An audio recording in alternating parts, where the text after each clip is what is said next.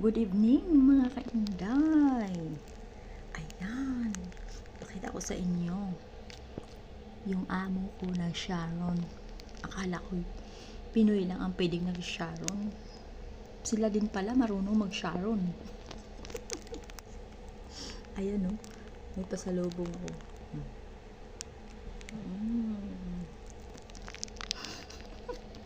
Binigyan pa nga ako, di ba?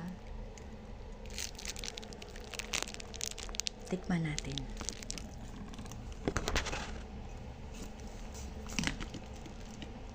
Parang siyang mango float.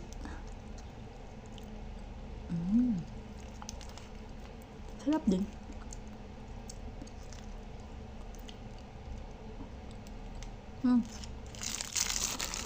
Sarap.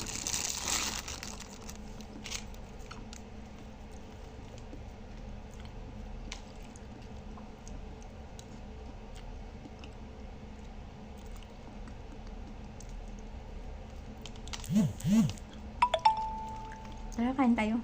Sarap. Yummy.